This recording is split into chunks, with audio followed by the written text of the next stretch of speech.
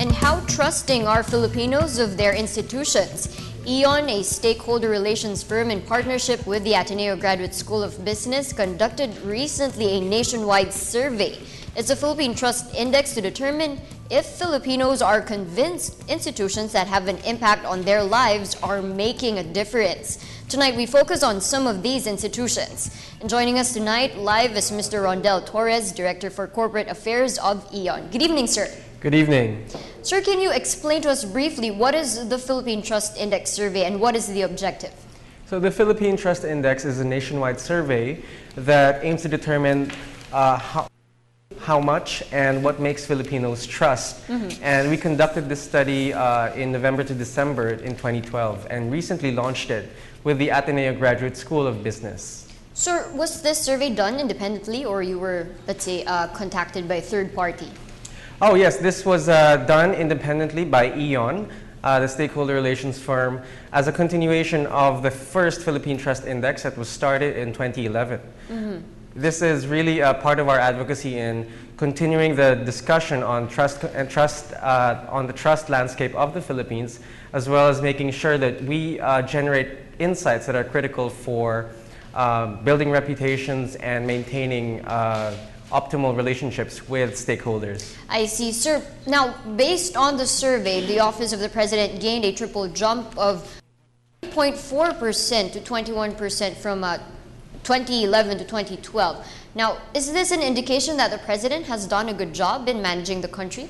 I think it's a really strong indication that the respondents find the Office of the President as a robust agency within the government. And I think it's now really very clear that the trust levels of Filipinos really are informed by current events, especially insofar as the government is concerned. Now, what else does this show in terms of the government's performance? Although there are other indicators as well, like let's say the growth rate of the economy and the fight against corruption. It indicates that there is that Filipinos now have learned how to understand the government in terms of its objectives. And I think it's a very encouraging sign that there's a healthy level of discourse and discussion between respondents as well as the government in perceptions on trust. Now, sir, overall from the LGU to the Congress, the Supreme Court, the ratings also has gone up that high. Why is this so? Well, first of all, we expanded the scope of the study in terms of the respondents. In 2011, we only focused on informed publics, concentrated across urban areas. Now we've gone nationwide to include the general public from North Luzon, South Luzon, Visayas, and Mindanao, as well as NCR, as well as other urban areas. So I think the jump in the ratings, especially for urban audiences, really reflect a bigger picture and a more accurate picture of the trust landscape in the Philippines. I understand, sir, you've conducted surveys as well with other sectors, just like the church and the media. Why is, first, the ratings of our people also high for both? Well, let me make a clarification as well, just to make sure that we have an understanding of the church. By church, we mean here all religious denominations. We purposely did not identify any specific religious institution. Now, the top three institutions that have the highest trust is the church, the academia, and the media. And I think it just reflects that what people and respondents have seen in these institutions really build on their expectations of what they should be doing.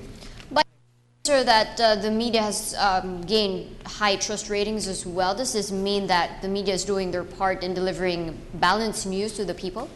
Well, I think part of the survey is to understand what the drivers of trust are. What are the qualities that stakeholders look for when evaluating trust in an institution? And fortunately, it was very clear that the media is expected to be truthful in its reporting and also to adhere to fairness. Those are very clear results from the 2012 Philippine Trust Index. Sir, just what other sectors have you done surveys as well that will be interesting to our people? Well, the 6 institutions that we consider that we studied under the Philippine Trust Index are the church, the academia, followed by government, NGOs, and business. So these are all the institutions that are very vital in terms of national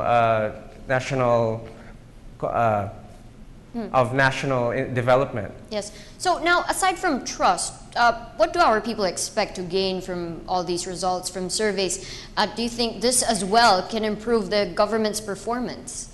I think yes, this is really a guidance to all these institutions that we've studied in terms of how best they can engage their own publics, they can engage their own stakeholders, and make sure that their messages match their actions, and then they're communicating in the correct channels and using the correct spokespersons. Ateneo also joined EON for the second Philippine Trust Index because they believe that in their mission for cultivating ethical business leaders, they must also use the learnings from the Philippine Trust as a very important tool in their business education. Lastly, sir, any final words, and how much of an impact do we expect, or do you expect to create through these surveys in the coming years? Well, EON is committed to making sure that the trust dialogue stays alive in the Philippines, and the Philippine Trust Index is our contribution to making sure that the trust landscape of the Philippines stays on track, stays measured, and it's also our advocacy, it's part of our advocacy in building trust-based relationships with various stakeholder groups in the Philippines. So far, sir, we are still on track. Yes, we are. Yes, we are. All right, thank you very much, sir, for joining us tonight on News Live. That was Mr. Rondel Torres, Director of the EON Stakeholders Firm.